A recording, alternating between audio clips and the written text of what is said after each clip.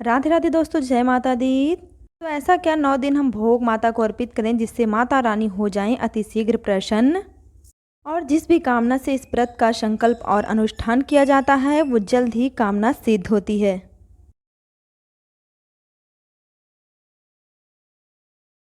वैसे तो माता हमसे कुछ नहीं मांगती हैं क्योंकि वो स्वयं खुद जगत की पालनहार हैं, लेकिन वो आपका भाव जरूर देखती हैं। तो 9 दिन के उपवास में आप 9 देवी को 9 तरीके का भोग अवश्य लगाइए। देखिए, बहुत कुछ आप चाहें तो भोग लगा सकते हैं, लेकिन 9 दिन का ये भोग उनके लिए अति उत्तम होता है और माता अति प्रसन्न होती हैं और आपकी मनोकामना को सिद्ध करती हैं। तो चलिए आज मैं आपको बताती हूँ कि कौन से माता को क्या भोग लगाना है और वो माता आशीर्वाद की तरह हमें क्या देती हैं। देखिए, वैसे तो हम चाहें बहुत कुछ भोग लगा सकते हैं, हमारा बहुत सामर्थ्य हो सकता है, लेकिन अगर नहीं भी है तो हम घर की ही चीज़ों से माता को प्रसन्न कर सकते हैं। देखिए, ऐसा नहीं है कि आप बहुत सारी चीज़ों का भोग लगाएं, आपके घर में जो भी सामर्थ्य है आप वो लगा सकती हैं। मैं ऐसी चीज़ें आपको बताऊंगी माँ को भोग लगाने के लिए कि माँ को जो चीज़ पसंद है वो आपको घर में ही मिल जाएंगी। अगर आपके लाने के सामर्थ्य नहीं है तो घर में ही आप बना के या फिर वैसे ही चढ़ा सकते हैं। नवरात्रि के 9 दिन में सबसे पहला दिन होता है, प्रथम दिन जो होता है माँ शैलपुत्री का होता है। इस दिन देसी घी का भोग लगता है, तो आप घी चढ़ा सकते हैं, घी का भोग लगा सकते हैं माता जी को प्रसन्न करने के लिए। माँ शैलपुत्री को घी अर्पित करने से माँ स्वास्थ्य संबंधित सभी परेशानियों को दूर करती हैं। नवरात्रि के द्वितीय दिन यानी कि दूसरे दिन माँ ब्रह्मचारिणी का दिन होता है। इस दिन हमें शक्कर का भोग लगाना चाहिए। शक्कर अर्पित करने से माता प्रसन्न होती हैं और आपके कुंडली के जो दोष होते हैं वो हट जाते हैं और आपके आयु में वृद्धि होती है। नवरात्रि के तीसरे दिन माता चंद्रघंटा का दिन होता है और इस दिन दूध की किसी भी प्रकार की मिठाई आप बनाकर चढ़ा सकते हैं या फिर मार्केट से मंगाकर चढ़ा सकते हैं, और अगर नहीं सक्षम है तो आप दूध और चीनी का भी भोग लगा सकते हैं।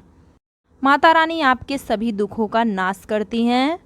नवरात्रि के चौथे दिन माता कुष्मांडा का दिन होता है और माता कुष्मांडा को जो है मालपुए का भोग लगता है। अगर आप बनाने में सक्षम है तो आटे को घोर के एक ही मालपुआ बना के उनको चढ़ा दीजिए, और अगर नहीं सक्षम है तो मार्केट से मंगा कर आप एक ही मालपुए का भोग लगाएं, लेकिन अवश्य भोग लगाना चाहिए।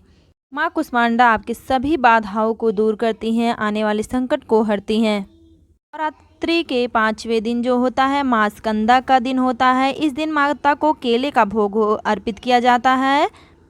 केले का भोग अर्पित करने से माता प्रसन्न होती हैं और निरोगी काया का माँ वरदान देती हैं। नवरात्रि के 6वें दिन माँ कात्यायनी का दिन होता है और इस दिन इनको भोग में शहद अर्पित किया जाता है। तो शहद का भोग आप अवश्य लगाइए माँ कात्यायनी को खुश करने के लिए, और वैसे भी शहद हर घर में मिल जाता है।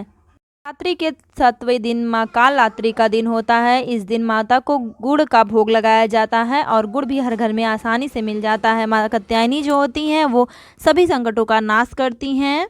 नवरात्रि के 8वें दिन महागौरी माता का दिन होता है। इस दिन इनको नारियल का भोग अवश्य लगाना चाहिए, और जो लोग निसंतान है, संतान होने में कोई बाधा उत्पन्न होती है तो ये लोग विशेष करके नारियल चुंदरी माँ को चढ़ाएं और नारियल का भोग लगाएं। माता प्रसन्न होती हैं और संतान का वर देती हैं।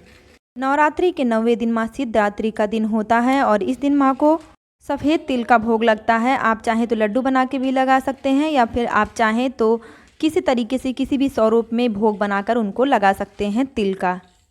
माँ सिद्धदात्री जो होती हैं वो आने वाले संकटों से उभारती हैं, तो इसलिए आप जो हो सके भोग लगाइए। ये सारी चीज़ें आपको घर में मिल जाएगी और बहुत ही माता को ये प्रसन्न है, बहुत ही प्रसन्न है माता को। आप इनको भोग अवश्य लगाइएगा 9 दिन, जो उपवास हैं वो भी, जो नहीं उपवास हैं वो भी।